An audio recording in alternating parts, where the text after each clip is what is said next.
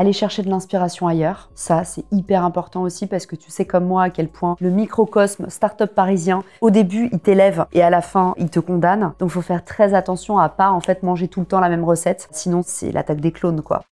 Bonjour à tous et bienvenue pour ce nouvel épisode de From Scratch. Aujourd'hui, j'ai le plaisir de recevoir Caroline Mignot, la multi-entrepreneuse hôte du podcast Marketing Square et auteure du livre From Zero to Hero. Salut Caro.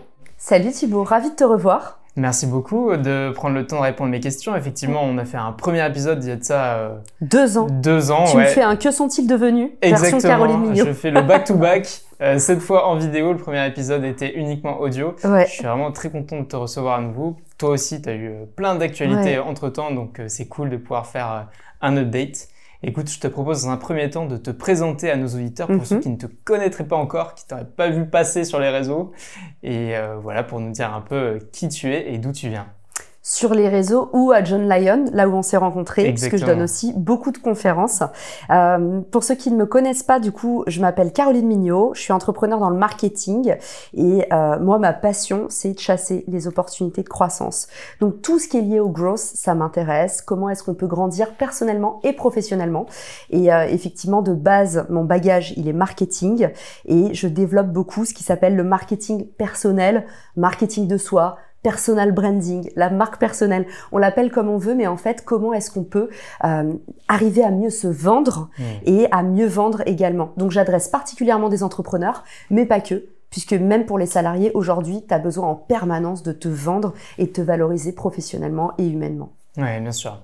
Alors, je voudrais comprendre qu'est-ce qui t'a donné envie d'aller dans l'entrepreneuriat, vraiment tes convictions profondes et pourquoi tu as voulu rejoindre ce bel écosystème. Eh ben, écoute, justement, je dirais que c'est grâce aux réseaux sociaux que finalement j'ai entrepris.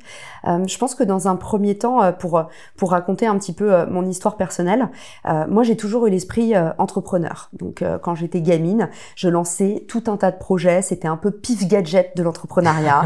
Tous les lundis, il y avait une nouvelle idée, un nouveau concept. J'étais à la fois un peu arty, je lançais des spectacles et en même temps très analytique. Donc j'essayais de développer des nouvelles monnaies à base de coquillages quand j'allais à la plage. J'essayais toujours de chasser des trucs un petit peu rares pour voir comment est-ce que j'allais pouvoir m'en sortir derrière. Et puis, j'ai toujours été attirée par l'univers du service. Et du coup, dès que j'ai eu un peu l'âge de marché, j'ai commencé à vendre des petits services, à faire des petits jobs étudiants, mais genre à 10-11 ans. Du genre, j'allais chercher les clopes de ma mère et c'était monétisé, bien évidemment. Du genre, j'ai lancé une association de ramassage de déchets quand j'avais 10 ans. Et du coup, je disais à ma meilleure amie, mais maintenant, en fait, on doit aller absolument dépolluer le Pré Saint-Gervais. Et on partait du coup avec des gants en plastique et des sacs plastiques et on passait tout le mercredi après-midi à chasser les déchets. Donc en fait à chaque fois j'avais un peu des nouvelles lubies comme ça et puis le parcours scolaire est arrivé, on m'a un peu fait rentrer dans une case donc parcours en collège et lycée privé, un peu trop étriqué à mon goût parfois et je pense que ça manquait de diversité dans mon parcours et le grand bol d'air frais que j'ai eu c'est à la fin de mes études, je suis partie en stage de fin d'études à New York. Et là, je commence à retoucher à tout et à avoir à nouveau plusieurs passions qui existent au sein du même écosystème. Et c'est marrant parce que je le partageais dans un post LinkedIn ce matin. Le premier endroit où j'ai réussi à être moi, c'était en arrivant aux États-Unis dans la ville de New York, où en fait tout le monde est un petit peu un étranger. C'est une ville très multiculturelle. Et le deuxième endroit, mais je ne savais pas encore qu'il existait, c'est dans l'entrepreneuriat. Et c'est grâce à New York en fait que j'ai commencé à me dire ah mais en fait je peux avoir un job et pas rentrer complètement dans la case, aussi avoir ma personnalité et finalement façonner le job de mes rêves juste parce que je l'habite avec mes projets, mes initiatives, mes idées. Et ça c'est beaucoup plus possible aux États-Unis. Quel est le déclic? Qu'est-ce qui te fait prendre conscience de cette réalité-là et qui te donne envie de te lancer? Un déclic pas voulu. Un déclic pas voulu du tout. Il se trouve qu'au bout de 8 ans de bons et loyaux services aux États-Unis, je commençais à avoir fait un peu une belle carrière. Et là, je trouve un peu le job de rêve. On vient me débaucher pour me proposer un super contrat, un truc qui m'a toujours fait rêver, le fameux contrat d'expat. Donc en gros, t'es nourri, logé et mon job c'était de travailler pour une marque que j'adorais aux États-Unis et de déployer leur réseau retail. Et à ce moment-là, j'ai de l'expérience dans tout en marketing, sauf en retail. Donc j'ai fait du e-commerce, j'ai fait de l'influence, j'ai fait des relations presse, j'ai fait du marketing produit. Et en fait, j'ai pas cette pierre, tu sais, réseau retail, c'est distribution, les magasins.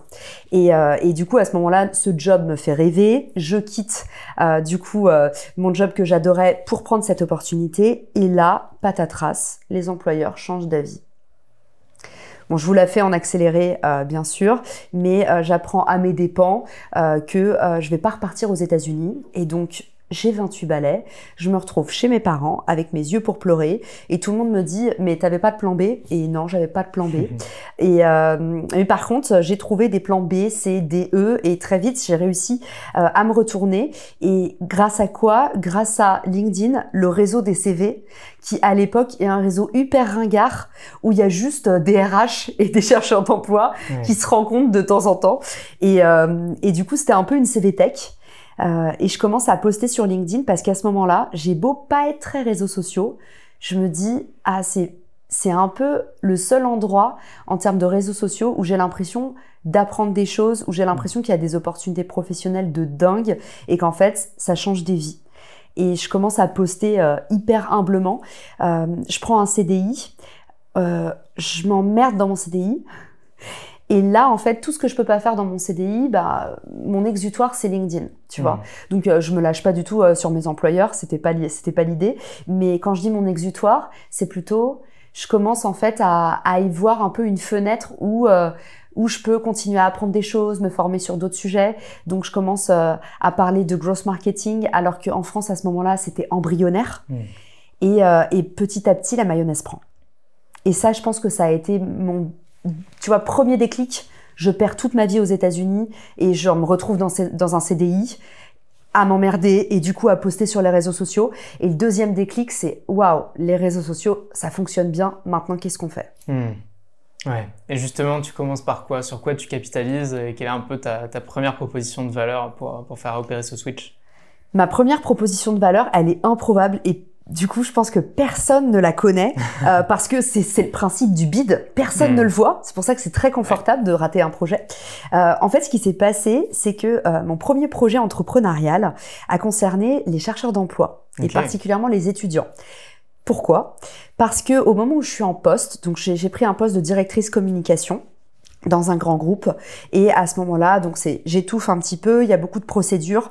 J'ai du mal à faire sortir mes projets et je m'ennuie. Et du coup, j'avais déjà, quand j'ai rejoint le CDI, mis dans les conditions du contrat que j'étais pas exclusive, donc je pouvais bosser sur le côté. Je sentais dès le départ que 9h-17h, c'était pas possible pour moi. Donc, je commence à donner cours dans des écoles. Après 4 mois de CDI, le Covid arrive. Et là, en fait, tous mes étudiants auxquels je donne cours en école, ils se retrouvent sur le carreau. Les stages sont gelés. Et ce que je fais à ce moment-là, de façon hyper intuitive pour moi, parce que bagage aux États-Unis, où en fait, le réseau, c'est la vie, de façon très intuitive, je commence à partager les CV des jeunes qui se retrouvent sur le carreau. Et je crée un hashtag qui s'appelle SOS Job à ce moment-là. Et en fait, ça devient viral. Donc, le mouvement prend de l'ampleur, génère des millions de vues.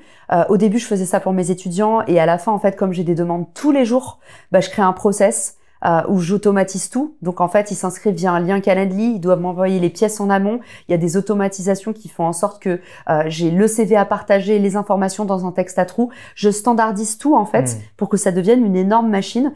Et c'est assez rigolo parce que a posteriori, on m'a dit « Ah, bien joué, bonne stratégie ». Et ça, je pense qu'il y a plein d'entrepreneurs qui te l'ont dit. Souvent, en fait, c'est juste un truc qu'on a craqué sur le terrain, qu'on commence à automatiser. Et derrière, tout le monde pense que on l'avait pensé dès le début, alors que c'est juste qu'on a construit au fur et à mesure et qu'on a appris en faisant. Et je pense que c'est le secret des boîtes qui cartonnent. Sauf que il y avait un truc qui n'allait pas. Pourquoi cette boîte n'a pas fonctionné? J'ai voulu capitaliser sur le fait que ces étudiants, à ce moment-là, ils cherchaient un boulot. Et à côté de ça, il y avait des entreprises qui cherchaient des étudiants. Et je me suis dit, je vais faire une formation qui va s'appeler Job School. Donc, je suis arrivée avec un mauvais produit. En gros, j'avais un vrai besoin, un vrai problème et je l'ai mal adressé. Et du coup, je suis arrivée avec Job School, la première école de l'employabilité. Et l'idée, c'était d'adresser des chercheurs d'emploi et de leur proposer une formation pour mieux trouver un boulot. Parce que venant des États-Unis, je me suis rendu compte que les Français savaient pas se vendre, qu'ils arrivaient en entretien d'embauche, qu'ils faisaient des dingueries, qu'ils stressaient. Et du coup, justement, ma première clientèle, qui n'a jamais été au rendez-vous parce que pas de moyens, mais qui avait quand même un besoin fort, c'était les étudiants qui devaient apprendre à mieux se vendre. Donc j'ai commencé à travailler le building public avec ce projet et du coup à ce moment-là je suis encore en CDI, mais je crée ma première boîte ratée. Ouais, effectivement, j'imagine qu'il y a aussi le modèle économique derrière qui suivait pas parce que des étudiants qui n'ont pas forcément exactement, et pourtant je vendais pas cher. En fait je vendais un petit produit à 30 euros. Mais tu vois, j'étais novice et en fait 30 euros pour un étudiant, c'est soit pas assez cher pour être crédible et pour que tes parents te filent un coup de main et pour que tu te mettes vraiment dans un process, et en même temps c'est trop cher pour un truc dans lequel tu crois pas vraiment, sans preuve sociale.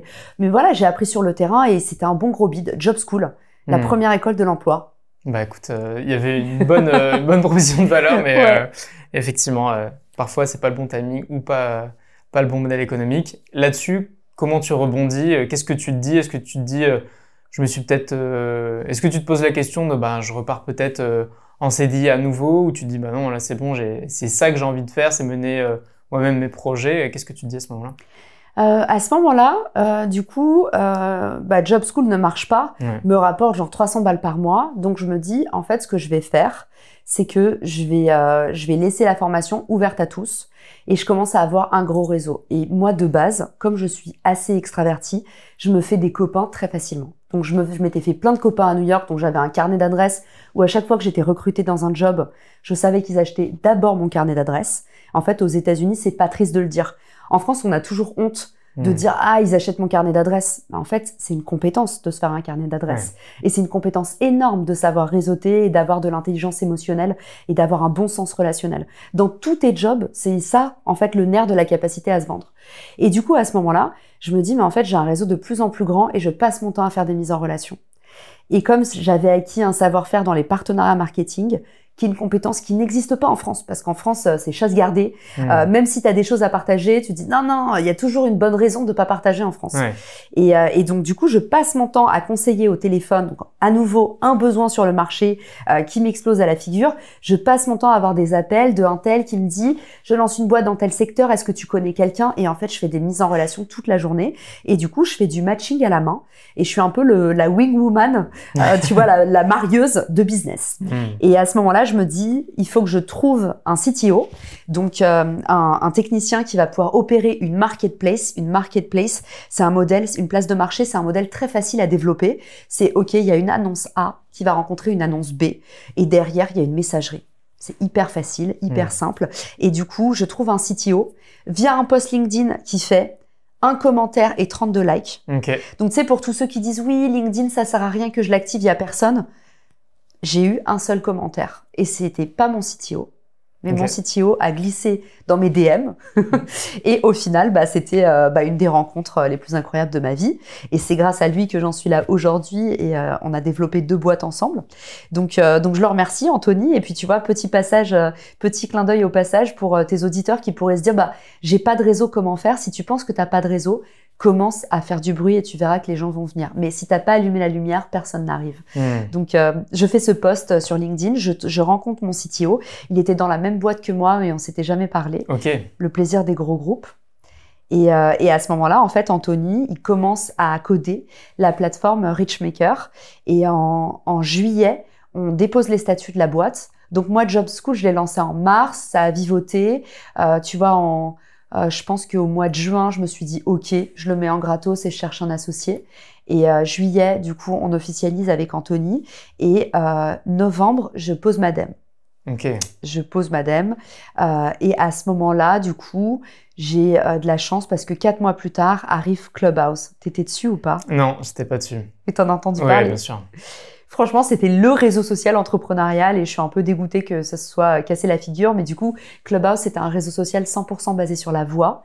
Et à ce moment-là, pour vous donner le contexte, sans faire non plus Oliver Twist, mais le contexte, c'est que je suis malheureuse comme une pierre dans mon job. J'essaye du coup de lancer ma première boîte, mais je suis personne. Donc, en fait, on connaît l'effet plateau de verre. C'est en fait quand tu commences à faire quelque chose pour la première fois, c'est l'étape de 0 à 1, elle est insurmontable. Elle est vraiment difficile. À ce moment-là, je bosse comme une malade. Je n'ai aucun résultat. Et tu sais, je ressens un peu cette frustration de la nana qui se met au régime, mais qui a trop de kilos à perdre. Et tu sais, en fait, quand j'avais accompagné ma mère chez Weight Watchers et ils expliquaient l'effet de plateau sur les régimes, c'est qu'en fait, ils ont un truc à désamorcer quand tu pars vraiment de loin. Il y a un truc à désamorcer avant de commencer à perdre du poids. Okay. Et ben, je trouve que c'est pareil dans l'entrepreneuriat. Genre, l'étape de 0 à 1, elle est hyper dure à craquer. Pour passer, genre, dans les top 10 performeurs et commencer à avoir du média, qu'on parle de toi, tout ça. Et à ce moment-là, je vis une période assez dure. Donc déjà, j'ai quitté mon job et mes parents me font confiance, mais ils comprennent rien à ce que je fais. Donc je me rends compte facilement que ils font pas confiance à mon talent, que c'est plutôt que de l'amour. Mes potes se disent mais qu'est-ce qu'elle fout à poster sur LinkedIn? Elle veut être entrepreneur, mais elle fait la community manager. Donc en fait, genre mon entourage ne me comprend pas, mes parents me soutiennent, mais ils sont morts de peur. Donc je vois qu'ils croient pas tellement en moi. Je suis nulle en pitch. Donc avec mon CTO, on se prend, mais vraiment genre que des râteaux. On essaye de s'inscrire dans tous les incubateurs et en fait, tout le monde, quand il voit la catastrophe de Caroline Mignot qui tient sa feuille comme ça, toute tremblotante et n'arrive pas à aligner 2 mots, il nous monte la porte et merci, bonsoir. Et les débuts sont vraiment, vraiment cata. Et je suis dans une période pendant, je pense... les 6 premiers mois, avant Clubhouse, en fait, je suis dans une période de totale remise en question où je me dis... Vraiment, tu sais, je rentre des États-Unis, je signe un CDI, je suis pas bien, je lance ma boîte, je suis toujours pas bien. Et là, je me dis, mais je serai jamais bien. Ouais, c'est en quelle année ça? Ça, c'est du coup 2021. Ok. Ouais, 2021. Et à ton avis, a posteriori, qu'est-ce qui faisait que t'étais pas bien finalement? Je pense que c'est... alors, c'est très clivant ce que je vais dire, mais je pense que dans l'entrepreneuriat, il y a une période d'ascèse où, en fait, où c'est très dur, où tu as pas de rond. Tu mets tout dans ton projet et tout le monde te dit que t'es fou. Tes proches n'y croient pas. Ton entourage te soutient, mais poliment. Et en fait, il y a vraiment ce moment où t'es dos au mur, en fait. Et tu te dis, là, si je rate, j'ai vraiment tout perdu. Et en même temps, c'est à l'effet casino, l'irrécupérabilité de la perte. T'as ce moment où en fait, tu peux pas arrêter de mettre dans la machine parce que tu dis en fait là j'ai trop sacrifié, c'est encore un dernier euro, encore un dernier euro. Et j'avais un peu ça avec encore un dernier effort. Et moi je crois qu'à ce moment-là, je dormais environ 3 heures par nuit. Je me suis un peu ruiné la santé et en même temps, pour les entrepreneurs passionnés qui sont dans ton audience, ils vont comprendre cet état. En fait, c'est comme quand t'es amoureux. Tu sais, quand tu découvres une personne. En fait, il y a les pillow talk et toute la nuit, tu parles et en fait, t'es pas lassé de l'autre et t'es tellement heureux que le lendemain, tu te réveilles, t'as dormi 2 heures, tu vas au boulot, t'as la banane et tout le monde dit « Mais putain, t'étais en vacances ?» Enfin, en fait, il y a une espèce de période de lune de miel où t'es tellement animé par ton projet, t'es tellement dans ton why, t'as tellement envie d'y aller que en fait, ton mental, il fait des dingueries, quoi. Il te protège. Ouais, bien sûr. En parallèle, tu avais lancé ton podcast Marketing Square, de mémoire. Ouais, ça c'est plus tard. Donc en fait, pour te retracer, du coup, je fais ma rupture conventionnelle en novembre. Je quitte mon job. Là, je suis vraiment pas bien. Donc de novembre à février-mars. En février, j'arrive sur Clubhouse. En mars, j'ai une croissance comme ça sur Clubhouse, ça cartonne. Et en fait, à ce moment-là, je reprends confiance en moi. Qu'est-ce qui se passe ? Autant sur les réseaux sociaux, j'avais l'impression que j'avais eu de la chance. Comme j'étais portée par le réseau Job School, ma boîte qui n'avait pas marché, mais qui avait créé ce hashtag qui faisait des millions de vues par mois et qui en fait m'avait créé un réseau et une notoriété dans un secteur qui n'était pas le mien. Donc déjà, si vous êtes mal niché, vous inquiétez pas, ça se corrige. Mais du coup, à ce moment-là, en fait, je me dis, j'ai eu un coup de chance, mais j'ai toujours rien fait. Je suis personne et j'arrive pas là où je veux arriver, en fait. J'ai l'impression, c'est d'essayer d'atteindre la cible et que même si je lance fort les flèches, peut-être ça arrive sur d'autres cibles, mais c'est toujours pas là où il faut aller. Et je sens que j'ai pas de stratégie, j'ai pas de vision. Et Clubhouse arrive et là, je me retrouve, du coup, si vous voulez, Clubhouse, c'est, tu crées des conférences et en fait, tout le monde est en direct live. Il n'y a pas de filtre comme sur les réseaux sociaux. C'est-à-dire que quand je me lance, moi, dans le marketing, j'ai l'impression que tous les mecs qui ont lancé des grosses boîtes, ils sont meilleurs que moi en marketing, que tous ceux qui parlent de growth et qui ont fait des formations growth en France, ils sont meilleurs que moi. Et en fait, je me rendais pas compte de l'avance que j'avais en ayant été formée aux États-Unis. C'est que j'avais 10 ans d'expérience dans un truc où, en France, les mecs avaient genre fait des formations, mais un peu des trucs genre il y avait l'effet, là l'effet bavardage, et au final ils avaient pas tout à fait tout compris. Et du coup je me retrouve dans des scènes avec ces mecs-là qui sont des pontes, qui ont je sais pas combien de milliers d'abonnés sur LinkedIn, et en fait je me rends compte qu'il y a beaucoup de par cœur, qui sont pas hyper bons en impro, et qu'en fait il y a beaucoup de filtres sur les réseaux sociaux. Et Clubhouse me donne une confiance en moi inébranlable. Et c'est à ce moment-là qu'en fait je me dis ok, je vaux quelque chose. Et je pense que ça faisait 1 an que juste je m'auto-détruisais et je m'auto-sabotais, et j'avais l'impression d'avoir rien à dire, d'être pas intéressante. Et au moment où je me retrouve sans filtre, dans un rapport d'égal à égal, où tout le monde part avec 0 abonnés, c'est Clubhouse, c'est un réseau tout neuf. Et surtout, faut ouvrir ton micro et partager. Et c'est en fonction de ça que t'es acclamé ou pas. Donc c'est que de l'impro. Et là, je me dis, putain, en fait, je suis pas si nulle que ça. Et à partir de là, vraiment, et c'est souvent le cas chez les entrepreneurs, c'est quand tu prends confiance en toi, c'est quand tu dis, ok, ma place va pas être déterminée par les autres, c'est à moi de la prendre. Tu te responsabilises, c'est là que tu arrives à briller. Et c'est là où, justement, 6 mois plus tard, je sors mon podcast et j'utilise la même méthode sur tous les réseaux sociaux, qui est un peu la méthode growth, et ça cartonne partout. Ça marche sur LinkedIn, ça marche sur Clubhouse, ça marche sur le podcast, ça a marché cette année sur Instagram, et mon prochain challenge, là, c'est le livre, évidemment. Ouais, bien sûr, on va en parler. Bien évidemment, c'est ton actualité du moment.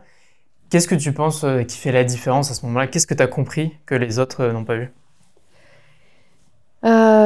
Déjà, je pense que j'ai pas peur du ridicule. Et en fait, le problème des réseaux sociaux, c'est qu'on a extrêmement peur du jugement. Et qu'on a peur de se planter, on a peur de tomber en public, on a peur d'être la risée des autres. Et en fait, on a peur de tout ça parce qu'on n'a pas confiance en soi. Et tout part de toutes les mauvaises choses qu'on projette sur soi. Et j'en parle beaucoup dans le livre. Et c'est pas pour rien que je l'ai appelé From Zero to Hero. C'est pas le fait de dire si vous n'avez pas d'abonnés, vous êtes personne. Parce qu'il y a beaucoup de gens qui m'ont dit ah mais comment ça être un zéro?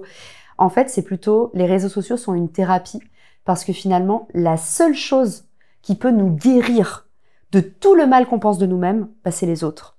C'est pas l'inverse. Tu vois, on projette toujours les autres vont penser ça, mais c'est nos peurs qui parlent. Tu vois, moi j'ai tout le temps peur, par exemple, j'ai une peur inhérente chez moi, j'ai l'impression d'être bête.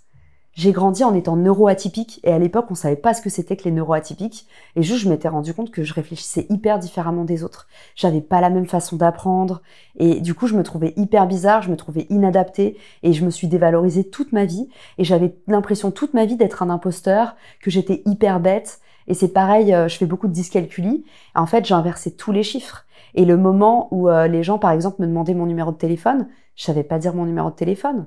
Et en fait, je me disais, mais à quel point tu peux être la plus stupide pour pas connaître ton numéro de téléphone, pas connaître ta droite et ta gauche, inverser sans arrêt les lettres des prénoms, Francis, François.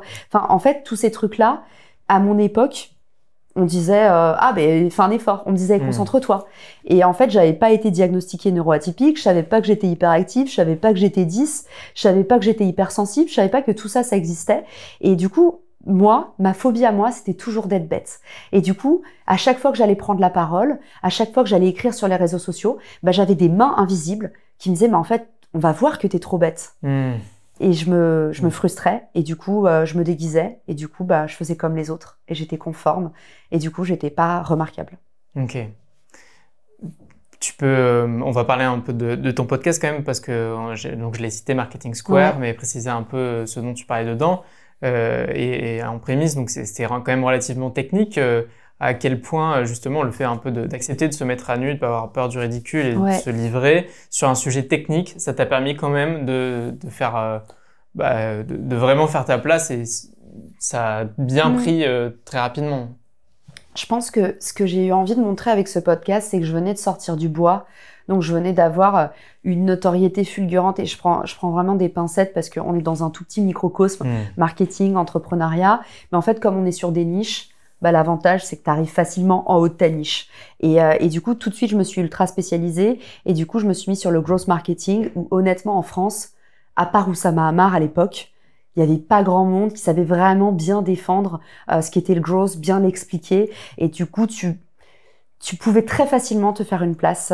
Et ce que j'ai fait, c'est que j'ai créé le podcast du growth marketing et c'était un peu, je l'ai marketé comme le marketing du futur. Puisque je voyais qu'en France, c'était peu documenté et je voyais qu'en fait, depuis les États-Unis, qui sont une boule de cristal de tout ce qui va se passer, je me suis dit, OK, si là-bas, c'est devenu la norme et plus personne fait du marketing, c'est qu'en fait, dans 2 ans, plus personne ici non plus fera du marketing. Donc, la première chose, premier conseil, je me suis nichée. J'ai déterminé un sujet sur lequel j'allais pouvoir être la meilleure, mais la meilleure que les autres. Et souvent, on tombe dans le travers de dire, on trouve une thématique un peu globale. Tu vois, si je m'étais mis dans le marketing, Thibaut, j'aurais jamais réussi. Et c'est pas me dévaloriser que de dire ça. C'est aujourd'hui, c'est comme dans l'entrepreneuriat, c'est fais quelque chose de petit et apprends en faisant. Et du coup, je me suis dit, pour tes auditeurs, la première étape pour la marque personnelle, c'est OK, sur quoi est-ce que vous êtes meilleur que tout le monde? Et ça veut pas dire que vous êtes prétentieux, mais il y a un truc où vous êtes inimitable. Il y a un truc que vous faites mieux que tout le monde autour de vous. Donc, j'ai trouvé, moi, ce truc-là. Et c'était les stratégies de croissance. Et Marketing Square, du coup, je l'ai un peu positionné comme un anti-podcast à l'époque. C'est-à-dire qu'il y a plein de podcasts marketing. Quand je décide de lancer mon podcast, encore une fois, on me rit au nez. On me dit, mais Caro, t'en as pas marre. Déjà, t'es partout sur les réseaux sociaux. Maintenant, tu vas faire un podcast, mais développe ta boîte, mon sang. Et moi, depuis le début, tu vois, la longue vue des États-Unis, j'étais là, audience first.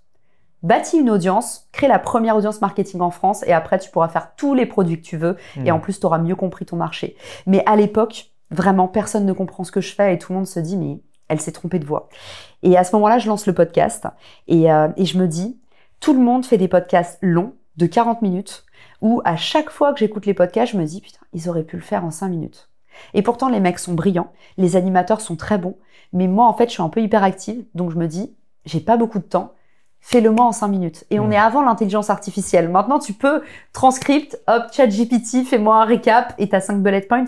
À l'époque, je me disais, donc je faisais ça à la mano et je me disais, mais on perd du temps. Et ce que j'ai fait, c'est que je me suis dit, je vais inviter des inconnus et je vais faire des épisodes courts et actionnables. C'était l'inverse des podcasts qui faisaient 40 minutes avec des grosses stars où il y avait une partie inspiration et une partie à la fin peut-être quels sont les 3 outils que tu utilises et tu pouvais repartir avec. Et du coup, je l'ai positionné comme un anti-podcast et puisqu'il fallait frapper fort, je me suis dit qu'est-ce que je peux faire de plus provoque? Un épisode par jour pour arriver très vite à rattraper mon retard parce que t'es podcasteurs, tu connais le hack. Plus tu as un back catalogue, c'est-à-dire un catalogue important quand tu fais connaître ton podcast, plus le mec qui arrive sur ton podcast, au lieu d'écouter un épisode, parce que t'en as qu'un seul de dispo, il en écoute 6, il en écoute 28, il en écoute 64. Et en fait, c'est vraiment un jeu de vélocité.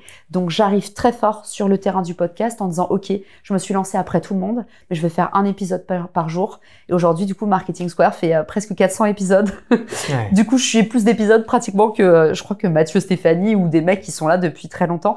Et j'ai gagné beaucoup de croissance grâce à ça. À ce moment-là, j'imagine que ça contribue à te refaire gagner confiance en toi. Ouais. Tu t'es toujours sur Richmaker à ce moment-là? Richmaker et j'ai même Refer. Et t'as même J'ai même Refer. Okay. Donc j'en suis à ma 2e boîte. Et Marketing Square n'est pas encore une boîte, mais est déjà monétisée. Mais je me dis, je sais pas trop ce que je vais en faire. Et comme toujours, quand on fait un truc qui explose, on se dit, attends, c'est de la chance, ça va peut-être pas durer. Donc voilà, à ce moment-là, ouais, j'ai que 2 boîtes, mes logiciels SaaS, et j'utilise beaucoup mon podcast pour justement faire de l'acquisition en continu vers mes boîtes, et je le monétise timidement à partir du coup du 6e mois. Ok.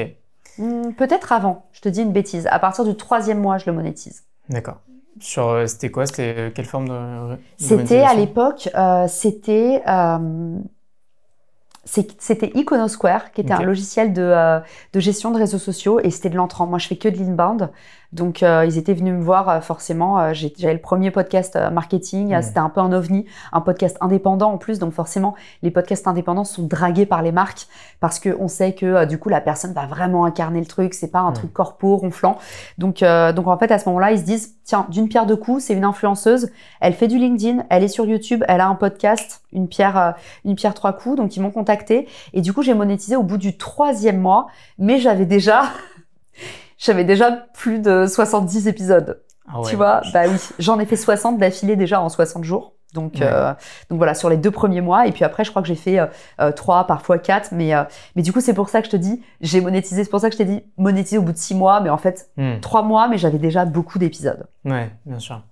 Tout à l'heure, tu me disais que ce qui faisait qu'en partie tu étais malheureuse, c'est parce que tu avais ce manque de vision, tu savais finalement pas trop où t'allais. Ouais. À ce moment-là, c'est quoi justement ta vision? C'est quoi ton objectif? Tu vois que tu as repris confiance avec Clubhouse, tu lances ton podcast qui cartonne, tu as Richmaker, au début tu prends des portes, tu arrives à trouver des solutions, tu lances Refer avec toujours ton CTO. Ouais. Donc tu vois que ça peut prendre, mais qu'est-ce que tu te dis? Tu te dis où est-ce que je vais à ce moment-là? En fait, c'est le gros avantage du Build in Public et c'est pour ça que j'ai sorti ce livre et c'est pour ça que je crois très fort au personal branding. Souvent, les personnes te disent « Oui, la marque personnelle, c'est super une fois que tu as créé ta boîte pour vraiment aller à l'étape d'après ou faire des plateaux télé. » En fait, c'est tout l'inverse. Là où le personal branding est vraiment puissant et intéressant, c'est comme un levier d'acquisition dans un moment où en fait, la stratégie de haut mur, l'étape de 0 à 1, quand tu n'as rien, pour commencer à avoir des réponses. Quand tu sais pas trop où tu vas, quand tu sais pas choisir entre plusieurs produits, quand tu sais pas te décider entre plusieurs spécialités, quand tu hésites entre plusieurs personas. En fait, quand tu sais pas trop où taper, la meilleure stratégie, c'est d'apprendre en faisant et de construire en public parce qu'en fait, t'expérimentes. C'est un peu comme si t'étais à l'aveugle et que tu es obligé de frapper une pinata. Tu dois faire un jeu de pinata et en fait, tu as ta batte. Et en fait, au fur et à mesure, tu le sais très bien, en fait, tu vas pas sentir la pinata. Le meilleur moyen d'atteindre la pinata, c'est de donner des coups dans tous les sens et de finir par dérisquer très vite, théorie du chien fou, tu vois. Mais en fait, ceux qui avancent, même sans vision, ils vont beaucoup plus vite qu'un intellectuel assis qui se pose des questions, qui attend la bonne stratégie ou le moment parfait pour se lancer. Donc moi, je crois très fort à la stratégie chien dans un jeu de quilles, piñata, t'appelles ça comme tu veux. Mais souvent, on dit oui, il faut pas faire n'importe quoi. C'est pas faire n'importe quoi. C'est aujourd'hui une itération, c'est-à-dire créer des tests et des expérimentations. C'est le meilleur moyen de trouver très vite une solution. Et du coup, c'était ça ma méthode. Qu'est-ce qui a fait que j'ai trouvé ma vision ? C'est qu'en fait, j'ai frappé dans plein d'endroits différents. J'ai exploré plein de choses. Et petit à petit, en fait, j'ai trouvé ma zone de génie. Ma zone de génie, aujourd'hui, c'est de parler du futur du marketing, c'est de parler des opportunités de croissance. Et ma marque personnelle, du coup, c'est je documente les opportunités de croissance pour les professionnels, mais aussi dans ta carrière, mais aussi dans ta vie professionnelle. Finalement, comment être un meilleur humain. Donc, je parle aussi beaucoup de relations. Je vais parler bientôt peut-être de famille. Mais tu vois, le growth, la croissance, c'est immense et ça me laisse la possibilité de me renouveler à volonté. Tu me disais qu'effectivement, tu as sorti un livre qui s'appelle From Zero to Hero. Ouais. Quand est-ce que ce projet arrive? À quel moment par rapport à tout ce que tu as pu construire? Et à quel moment tu te dis, ouais, c'est le bon format de partager par ça? Tu as les réseaux, tu as sur LinkedIn, tu as sur Instagram, tu as ton podcast, etc. C'est encore un canal. Alors bien sûr, il y a laisser son empreinte, son passage un peu plus indélébile et dans le monde matériel. C'est quoi ta réflexion à ce moment-là? Je pense que ça va inspirer tes auditeurs qui se disent mais concrètement, ça va m'apporter quoi les réseaux sociaux? Quand j'ai lancé Richmaker, donc ma première boîte, donc à ce moment-là, souvenez-vous, je sors juste de ma période ouin Kleenex et j'ai du mal à m'en sortir et je rêve d'écrire un livre.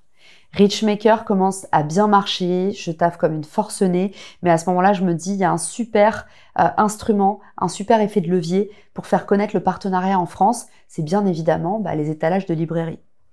Et à ce moment-là, j'en connais tellement un rayon en partenariat marketing que le livre, je l'aurais écrit comme ça, limite d'une traite, tu vois. Et je me dis, il faut que je trouve un éditeur. J'ai frappé à toutes les portes, Thibaut. Personne n'était intéressé pour m'éditer. Et je me suis fait complètement bolosser, ce que j'ai su par la suite, parce que les mecs me disaient « Ah non, mais en fait, ton livre, il faut qu'il soit déjà écrit pour qu'on te donne la réponse de est-ce qu'on veut l'éditer ?» Donc en fait, j'étais là « Ah ouais, donc tout ce qui est contraire à mes principes, tout ce que j'ai appris en 10 ans aux États-Unis, c'est-à-dire, en fait, vends le truc d'abord. Et une fois que tu l'as vendu avec l'argent, achète ton temps pour le produire. » Là, en fait, on me dit « Mais en fait... » Tant qu'on n'a pas vu le livre en entier, on l'achète pas. Et tous les éditeurs me ferment leurs portes parce que j'avais pas de marque personnelle. Donc en fait, à ce moment-là, je me fatigue à aller faire du porte-à-porte. Et en fait, 1 an et demi plus tard, j'ai lancé Marketing Square. J'ai eu une ascension fulgurante sur Clubhouse qui a aussi servi mon LinkedIn. Et en fait, à ce moment-là, tous les éditeurs viennent me chercher. Donc en fait, au lieu de frapper à toutes les portes, de vous manger 1000 râteaux, de vous épuiser, posez-vous la question, ok, comment est-ce que je peux les intéresser? Et en fait, la leçon, c'est ça, c'est que au final, Erol est venu me chercher, qui était un éditeur dont j'avais même pas osé rêver. Ils sont venus me chercher en me disant, ok, on t'édite, dis-nous sur quoi tu veux écrire ton livre. Et j'ai pas eu à montrer une seule page. J'ai juste eu à dire, je suis Caroline Mignot et vous allez me faire confiance sur un sujet parce qu'en fait, j'ai prouvé que je pouvais créer l'engagement d'une communauté. Et ça, c'est comment inverser le rapport de force, juste en ayant fait 1 an et demi de réseaux sociaux. Et derrière, c'est pareil, j'ai tout construit en public. Et c'est grâce à ça qu'aujourd'hui, tu vois, le livre, il est sorti il y a 3 semaines maintenant. Sur les 2 premières semaines, il a fait un sold out. Et on en a vendu 3800 exemplaires, ce qui est énorme pour un livre business. Mais c'est parce que je l'ai construit en public. J'ai pas présagé de ce que les gens voulaient entendre de moi. J'ai pas fait un livre pour me faire plaisir. J'ai fait des sondages, j'ai créé en public. Même la photo de couverture, elle a été votée. J'ai investi beaucoup aussi dans le livre personnellement parce que l'éditeur, du coup, fait sa partie éditeur, mais moi je voulais vraiment aller waouh, donc tu vois le tournage, le shooting par exemple pour la photo de couverture, j'ai tout organisé moi-même avec mes petites mains et j'ai tout documenté sur les réseaux, donc c'est un pur produit en fait communautaire from zero to hero et je pense que c'est pour ça que ça parle beaucoup, c'est pas juste un manuel business. Ouais, génial, félicitations déjà. Merci. Et je souhaite la plus longue longévité possible de ce livre. La marque personnelle, t'en as finalement fait un business in extenso avec l'agence personnelle. Ouais. Est-ce que tu peux nous en parler? Comment t'es venue cette idée, même si on comprend bien que c'est dans la continuité de tout ce que tu as pu faire, comment t'as eu cette opportunité-là et pourquoi t'as voulu te lancer là-dessus alors que t'avais déjà Refer, Richmaker, le livre, le podcast, les conférences? Ouais, c'est clair. En fait, ce qui se passe à ce moment-là, c'est que je viens de... Donc, déjà, ça peut intéresser tes auditeurs qui peut-être sont créateurs. À partir du moment où je commence à monétiser mon podcast, au lieu de me dire « ça y est, je me paye des belles vacances, je flambe tout », à ce moment-là, je réinvestis tout ce que j'ai gagné avec le podcast dans un studio. Okay. Et ça, je trouve que, tu vois, ça a été aussi un super bel enseignement parce que je peux vous dire que quand vous avez ce discours face aux sponsors, de leur dire « en fait, aujourd'hui, vous m'aidez à grandir, vous m'aidez à développer de nouveaux formats et en fait, tout l'argent que vous investissez dans moi, c'est pour que demain, je puisse vous proposer des formats vidéo, que je puisse vous proposer d'autres expériences et que je puisse devenir encore meilleure dans ce que je fais. » En fait, le taux de conversion, il flambe parce qu'en fait, les sponsors deviennent un peu tes partenaires, voire tes investisseurs. Donc déjà, ça m'a permis d'avoir un taux de conversion de ma boule sur les gens avec lesquels je bâtissais du coup mes plans sponsors. Et la deuxième chose, c'est que une fois que j'ai investi dans mon studio, je me suis dit, OK, comment est-ce que je fais pour le rentabiliser? Parce qu'une fois que tu as mis plus de 100 000 euros dans un nouveau studio et que tu as plein de matos, en fait, je me suis pas dit, pareil, je me tourne les pouces, je fais rien. Je me suis dit, comment est-ce que je peux faire en sorte que ça m'amène à l'étape d'après et que je sois pas en train de stresser parce que t'es créateur comme moi, tu sais le coût du format vidéo. Et en fait, je me dis à ce moment-là, il faut que j'assure mes arrières et que je continue à faire rentrer des ronds en continu et que en fait mon studio devienne une boîte. Et là, c'est la naissance de The Square, du coup mon studio de production qui produit aujourd'hui Marketing Square et qui héberge Agence Personnelle. Et l'histoire de l'Agence Personnelle, c'est que Clément était mon vidéographe et il a fait un super beau boulot. De base, il m'a écrit sur LinkedIn. Il est tombé au milieu d'une centaine de messages privés que je reçois par jour et il a fait la différence et je raconte justement la structure de son message parfait, le parfait message pour décrocher un partenaire dans le livre. Il a été très fort, il a attiré mon attention et en fait, on s'est rencontrés. Il m'a fait une première série de vidéos. Sur les 3 premières, j'ai atteint 1 million de vues sans avoir aucun réseau sur Instagram. Donc, je crois que j'avais 3000 abonnés complètement dormants sur un compte privé, personnel. Et en fait, là, je me dis, waouh, la vidéo verticale, il y a vraiment un truc à jouer. Et ce qui est intéressant avec la vidéo verticale, c'est que le retour sur investissement est monstrueux, puisque chaque vidéo verticale qui est tournée, tu peux la redistribuer sur 4 voire 5 réseaux. Donc, tu as LinkedIn, évidemment, mon réseau préféré. D'ailleurs, la vidéo arrive sur LinkedIn en force via un feed 100% vidéo à la rentrée. Donc, les premiers à se lancer sur la vidéo vont être les mieux servis et les mieux lotis à la rentrée. Deuxième format, évidemment, Instagram, qui aujourd'hui, dans la sphère B2B est en train d'exploser. 3e, tu as YouTube Short. 4e, TikTok. Et tu as même Facebook. Ou Pinterest vidéo pour les plus aventuriers, voire X. En tout cas, voilà, tu peux redistribuer tes vidéos verticales partout. Et la vidéo, en fait, ça se mange sans fin. Et il y a une légende sur les réseaux sociaux qui dit que tu peux pas publier la même chose partout. C'est une énorme bêtise. Sauf si t'es Gary Vee, et encore, même Gary Vee le fait. Je le dis parce que j'ai observé ce que faisaient les gros créateurs américains avant de me lancer. Aujourd'hui, c'est une énorme légende. Je sais pas pourquoi on a dit aux gens, oui, il faut raconter une histoire différente. Tant que t'as pas atteint un espèce d'effet de palier, mieux vaut arroser partout pour pouvoir rentabiliser au max tes revenus et justement te référencer au maximum partout. Parce que Twitter est devenu un moteur de recherche, parce que TikTok est un moteur de recherche où il y a encore plus de trafic que sur Google. Donc voilà, l'intérêt de la vidéo verticale, c'est de se référencer très vite partout et à moindre coût. Ouais, bien sûr. Génial, écoute, merci beaucoup de tout ce partage. Maintenant qu'on s'est dit tout ça, si tu devais recommencer un business demain from scratch, qu'est-ce que tu ferais et qu'est-ce que tu ne referais pas? Si je devais recommencer à zéro, je pense que je serais beaucoup plus gentille avec moi-même et beaucoup plus ferme avec les autres. Et en fait, ça va souvent ensemble. C'est quand t'es pas gentil avec toi-même, tu dis en fait, je mérite pas davantage. Et je pense que j'ai passé peut-être 1 an et demi à trop me chercher, à trop vouloir faire plaisir, faire le fameux people pleasing. Et en fait, plus tu fais du people pleasing, plus quelque part tu te trahis toi-même. Donc tu finis dans des solutions pas possibles et au final dans des situations qui te correspondent pas et desquelles tu ne retires rien de bon. Donc ça, pour moi, c'est très important. Il y a tout un chapitre du livre qui s'appelle « Comment dire non ?» où je documente en fait toutes mes stratégies pour ceux qui n'arrivent pas à dire non, qui ont peur d'être impolis, qui ont peur que les autres se sentent rejetés, qui ont peur de dévaloriser, froisser, tout ce qu'on veut. Et en fait, aujourd'hui, je pense que tu t'illustres plus par ceux à qui tu dis non ou ceux à quoi tu dis non que par ceux à qui tu dis oui ou ceux pourquoi tu dis oui. Ouais, bien sûr. On sent bien que la marque personnelle, ça a été un vrai fil rouge, notamment des Clubhouse, où là, tu as bien compris que c'était vraiment sur ça que tu allais pouvoir capitaliser. Au regard de justement ce que tu as fait en amont et que tu as pu corriger par la suite, si tu devais recommencer, sur quoi tu te concentrerais en premier et qu'est-ce que tu mettrais en place? Si je devais recommencer à zéro, je ferais encore plus de médias. Tu vois, je pense que je me suis freinée et je me suis pas assez fait confiance au début. Et tu vois, typiquement, mon podcast, là, il vient de passer en vidéo, Marketing Square. Je pense que j'ai presque 1 an de retard. J'ai servi un peu les clients de l'agence personnelle avant moi. C'était pour la bonne cause. Mais je pense que sur le média, en tout cas, il y a et c'est pas toi qui diras le contraire, parce que tu t'es très intelligemment mis tout de suite, presque tout de suite, en tout cas, sur le podcast vidéo. Il y a un énorme effet d'opportunité aux premières arrivées. Et en fait, aujourd'hui, il y a un peu une guerre des nouveaux formats.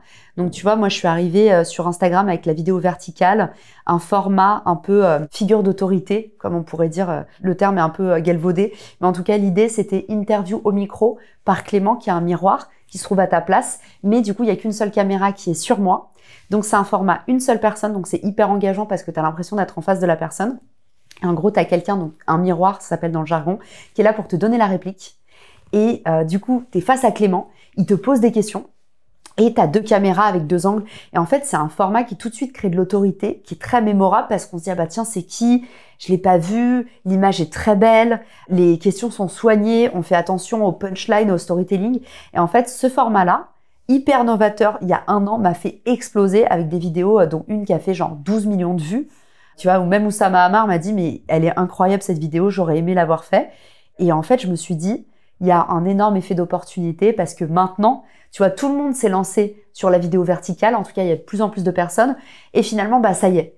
On est obligé de passer à un autre format. Tu vois, donc, je pense que si demain, j'avais quelque chose à refaire, j'irais encore plus vite, encore plus fort sur les nouveaux formats. Ouais. À l'inverse, est-ce qu'il y a des choses que tu as faites et que tu ne referais pas ou que tu referais différemment et que tu as senti qu'elles n'étaient pas forcément les recrutements. Moi, je suis nulle pour recruter. Franchement, et j'ai de la chance parce qu'une de mes meilleures copines est RH. Okay. Et maintenant, ça m'a beaucoup aidée. Mais bon sang, je trouve que ça, c'est la chose la plus difficile dans l'entrepreneuriat. Déjà, il y a beaucoup de stress autour de tes premiers recrutements parce qu'ils déterminent vraiment la réussite de ta boîte. Tes premiers recrutements, c'est quasiment tes associés en fait. Et je pense que ce qui est très difficile, c'est qu'il y a beaucoup d'enjeux. Donc forcément, ça te met du stress. On a très peu de bagages. Les entrepreneurs, en fait, le recrutement, c'est vraiment un métier. Et tu vois, c'est un peu comme la logistique. C'est des erreurs qui coûtent hyper cher, que tu payes vraiment le prix fort. Et je pense que la troisième chose, c'est que le recrutement, en fait, il y a un effet où tu as les gens sous ta responsabilité. Et en fait, tu as un peu du mal à te désengager. Et ce qui est difficile, c'est quand tu prends un prestat, un freelance, à tout moment, tu peux dire on-off, on arrête, rester en bon terme.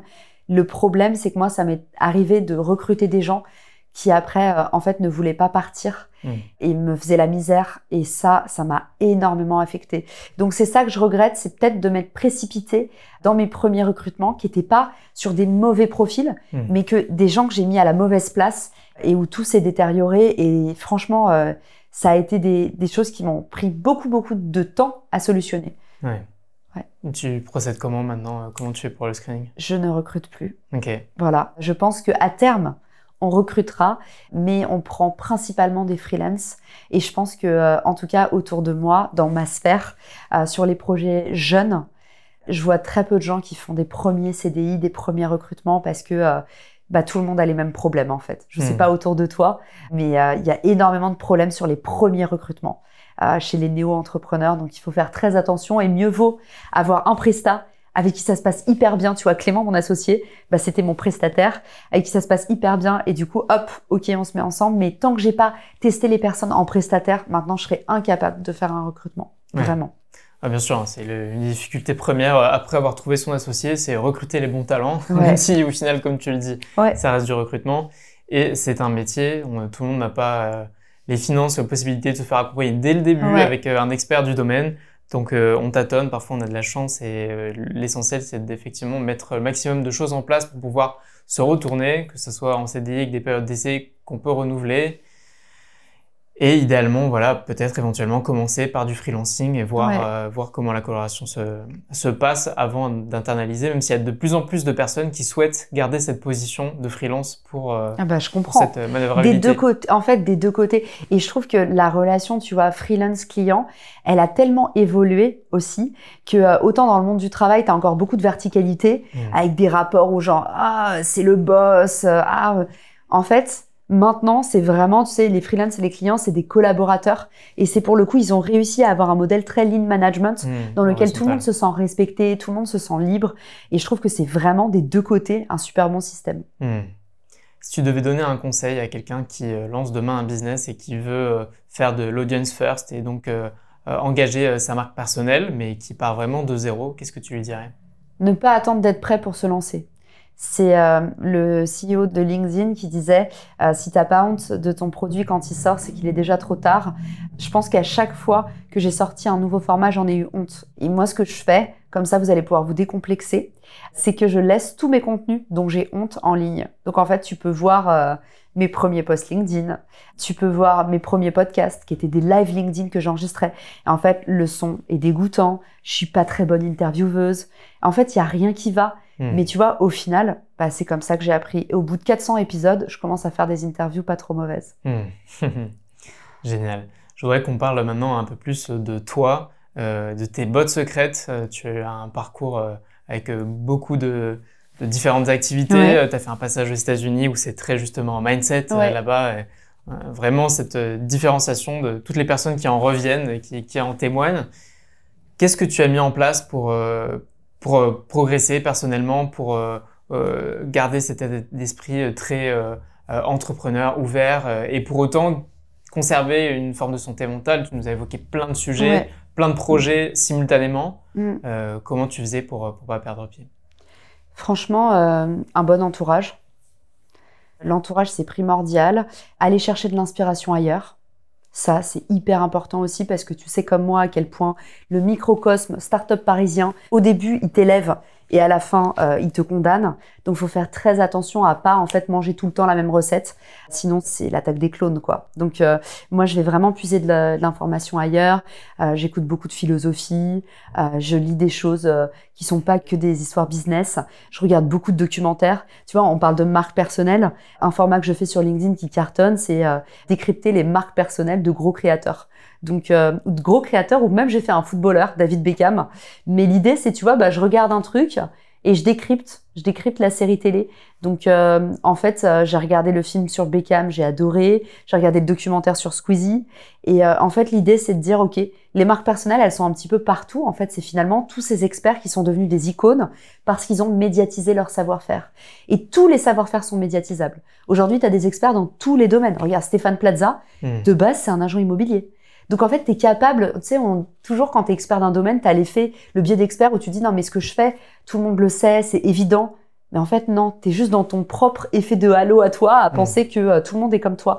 Et je pense que si j'avais un conseil à donner, tu vois, pour toutes les personnes qui vont se lancer, l'étape de 0 à 1, où tu peux être en fait très facilement exposé, c'est trouver ta niche. Tu sais que j'en parlais, genre le positionnement, trouver sa niche, persévérer. Et en fait, même si t'as honte de ce que tu sors, au final, te retourne pas, va toujours vers l'avant, regarde tes stats et creuse là où ça mord. Voilà.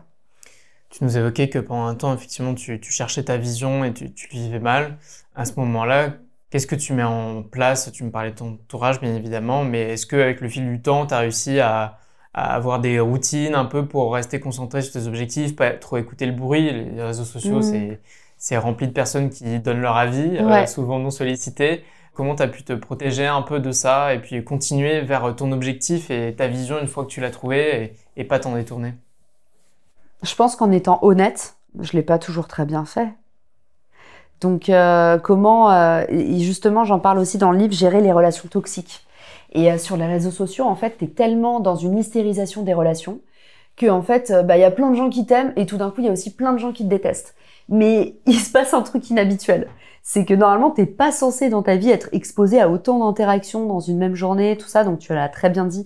T'as dit les termes, la santé mentale. Il faut faire très attention à ça. Et je pense que la première façon de faire attention à sa santé mentale, c'est se donner le droit d'échouer. Tu vois, là, moi, je te dis très sincèrement, il y a plein de choses que j'ai mal faites. Il y a plein de fois où quelqu'un m'a attaqué en ligne et où j'aurais pas dû le faire. Et d'ailleurs, je dis dans le livre, oui, il ne faut pas le faire. Mais en fait, il y a plein de moments où vous allez déraper. Et c'est complètement OK. Moi, je suis très à l'aise avec le fait que tu apprends en faisant et que du coup, si tu t'es pas planté, t'en as pas encore bien tiré la leçon. Donc voilà, j'ai écouté plein de fois le bruit, Thibaut. J'ai perdu plein de fois pied. J'ai fait plein de fois tout ce qu'il fallait pas. Mais ce qui fait qu'en fait, au final, tu finis par en tirer une leçon, c'est que tu te relèves et que tu abandonnes jamais. Franchement, celui qui a perdu, c'est pas celui qui s'est trompé. C'est celui qui s'est trompé et qui a dit, bon bah ok, c'est trop difficile, j'arrête. Ouais, bien sûr. Est-ce qu'il y a un conseil dans ta vie qu'on t'a donné et qui t'a vraiment marqué, auquel tu peux te référer de temps en temps, mais qui en tout cas, t'es un peu un tournant dans tout ce que tu as pu faire? Moi, tu vois, souvent, il y a la mentalité, et particulièrement en France, c'est payback, donc redonner quand tu reçois. Et aux États-Unis, ils disent plutôt give first. Et ça, franchement, à chaque fois que j'en parle à des Français, pas évidemment, là je vous dis le concept en théorie, tout le monde dit oui, oui, super. Mais en fait, dans la pratique, ce truc-là, il est absolument pas appliqué. Et tu vois que quand t'as la mentalité, et je pense que t'as des gens en tête tout de suite quand je te dis give first, c'est des gens qui en fait n'avaient aucun intérêt et t'ont aidé, t'ont donné en premier, ont eu aucune insécurité. Parfois, c'est même des gens qui sont tes concurrents. Et en fait, les personnes qui arrivent à être dans cet état d'esprit en fait, j'ai envie de dire quasiment l'abondance, pardon, parce que c'est un mot un peu galvaudé, voire quasi religieux aujourd'hui. Mais cet état d'esprit d'abondance en fait, le jeu, il est infini. C'est pas les autres qui définissent ta place en fonction de ce qui reste, c'est toi qui prends de la place. Et plus tu donnes de la lumière aux autres, plus tu vas avoir de la place, ils vont te redistribuer la lumière et plus en fait tu vas briller. Et c'est un peu un jeu collectif. On a du mal à le faire en France et du coup, moi c'est ça, j'ai envie de te dire, le truc le plus précieux qu'on m'ait jamais dit, c'est ok, c'est pas give forward ou payback, c'est ok, give first. Sois le premier à donner, n'attends rien en retour et tu verras, la loi du karma va s'abattre sur toi et il va t'arriver plein de bonnes choses dans un moment où tu l'entendras pas forcément, ou tu ne l'attendras pas forcément non plus, mais en tout cas ça arrive. Et plein de fois dans ma vie, je me suis retournée et je me suis dit, ah tiens, ça c'était, à ce moment-là, tu sais, je l'ai pas entendu, je l'ai pas vu, mais je me disais, tiens, ça c'était quand même un sacré coup de chance. Ouais, bien sûr. Ouais, souvent c'est les conséquences que tu ne vois pas forcément, mais a posteriori, tu arrives à refaire les connexions. Où est-ce que tu te vois dans 5-10 ans, maintenant que tu as ta vision et que, comme tu nous partageais, tu as trouvé ta zone de génie?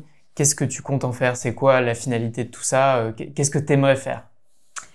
Alors aujourd'hui, c'est un fonctionnement assez étrange, mais j'organise un peu ma vie en sprint. On me pose toujours la question, comment tu organises ton année entre tous tes projets? En fait, je fonctionne en sprint et ça fonctionne très bien. Donc c'est pas un schéma de fonctionnement habituel, mais et tu vas peut-être me dire, mais des formations professionnelles, Caro, tu te marketes comme un produit tech. Donc c'est en fait, moi je crée des périodes sur lesquelles je suis concentrée sur une chose. Et comme je suis assez monomaniaque, et ben en fait je sais qu'en étant concentrée sur une chose, je vais forcément être efficace. Tandis que si ça part dans tous les sens, c'est le canard boiteux et je sais plus où j'ai mal. Donc ce que je fais par exemple, c'est que là, en ce moment, mon focus c'est le livre. Je suis à 100% sur le livre. Je respire le livre toute la journée. Je fais toutes mes actions en fonction de ça. Je réfléchis à comment j'organise mon planning en fonction de comment avoir le maximum de retombées et d'impact sur le livre. En fait, mon étape d'après, j'ai envie de te dire que je la connais pas encore. Évidemment, je pense qu'à la rentrée, passer la période du livre et du livre audio, qui sort en juin, qui était une trop belle aventure aussi où j'ai lu mon propre livre. Donc ça, tu vois, pour un podcasteur, c'est un peu, c'était un peu le Graal. J'ai adoré l'expérience et c'est trop bien parce que si tous les deux, on a appris tout seul. En fait, là, t'as une nana qui est comédienne et qui t'explique comment réciter ton livre et franchement, pour un podcasteur, c'est hyper intéressant. Donc passer du coup, prochaine échéance, le livre audio, là qui sort le 7 juin. Je pense que ce sera la croissance d'agence personnelle qui aujourd'hui est un de mes plus beaux projets et qu'on a très rapidement envie d'internationaliser. Donc je pense que ce sera mon prochain grand projet. Mais tu vois, j'ai aussi un TED en décembre, une très grosse scène de 8000 personnes que je peux pas encore dévoiler. Mais du coup, voilà, je me laisse toujours la liberté et je pense que si je faisais pas ça, honnêtement, Thibaut, je m'ennuierais. Si j'avais une vision à 5 ans, j'aurais pas envie de me lever le matin. Génial. Bah, écoute, ça nous donnera l'occasion de faire un back-to-back-to-back dans 2 ans. J'adore. Tu me réinviteras, promis. Bah oui, bien sûr. Bien sûr. Génial. Écoute, merci beaucoup de nous avoir partagé tout ça. Qui est-ce que tu me recommanderais de recevoir pour un futur épisode? Ça sera à ta place et nous partager son expérience, que ce soit bien évidemment un entrepreneur ou une entrepreneuse. Évidemment, Clément SSB, mon associé. Je pense qu'il a une histoire hyper intéressante. Clément, il était freelance. Et en fait, on a commencé à faire des vidéos ensemble et tout d'un coup, il s'est retrouvé patron d'agence et il le fait tellement bien. Et l'agence aujourd'hui, elle est à presque 100K de MRR. Donc, il a 25 balais, il est brillant, il est gentil, il est humble, il est droit. Je trouve qu'il est complètement sous-coté et c'est un énorme effet d'exclusivité pour ton podcast parce que du coup, il ne se montre pas beaucoup parce qu'il passe son temps à travailler. Et du coup, je lui ferai passer avec plaisir à ton invitation et je suis sûre qu'il passera par ton studio avec plaisir. Bah, génial. Écoute, il passera de derrière à devant la caméra. C'est exactement. Pas forcément un exercice très facile. Tu verras, il a plein de choses à raconter sur la vidéo. Okay. Donc, je pense que vous avez de belles histoires à échanger ensemble. Ouais, on va trouver de bons points d'accroche. Génial, Caro. Où est-ce qu'on peut te retrouver, te suivre, tes réseaux, le livre? Où est-ce qu'on peut le livre, déjà, sur Amazon et à la Fnac, chez Cultura, où vous le souhaitez. Et puis, évidemment, à la fin du livre, vous avez un petit challenge de 21 jours pour passer à l'action. Accompagné, parce qu'on sait qu'un bouquin, parfois on lit un peu sur la serviette de plage, on fait pas trop gaffe. Donc là, au cas où vous l'auriez oublié, vous avez des devoirs dans le livre. Il y a tout un tas d'exercices, d'activités. C'est un livre illustré aussi, avec des tableaux, plein d'exercices, plein de cas pratiques aussi, de tous les vents que je me suis pris sur LinkedIn, de tous mes pires posts que j'ai mal écrits. Et du coup, dans ce challenge, l'idée c'est que vous soyez accompagné pour passer à l'action et vraiment développer votre marque personnelle, pas juste vous dire oui, je le ferai demain. Et évidemment, vous pouvez me retrouver sur LinkedIn ou sur Instagram. Mais c'est encore mieux si vous faites le challenge pour vous lancer à votre compte et commencer à développer votre marque personnelle. Génial. Bah, écoute, je mettrai tous les liens en description de l'épisode, que ce soit en audio ou en vidéo. Merci encore, Caro. C'était vraiment trop cool de te recevoir, de nous partager tout ça. C'était super riche. Merci à vous de nous avoir suivis jusqu'au bout. Si vous êtes encore là, c'est nécessairement que ça vous a plu. Alors n'hésitez pas à partager cet épisode autour de vous et vous abonner sur votre plateforme d'écoute préférée. Et bien évidemment, n'hésitez pas à envoyer un message à Caro pour lui faire un retour sur l'épisode. C'est super important de redonner. On parlait tout à l'heure du Give First. Mais voilà, c'est aussi important de redonner à votre tour et remercier les gens qui prennent du temps pour nous partager leur expérience. Merci encore et à très vite pour un nouvel épisode. Salut!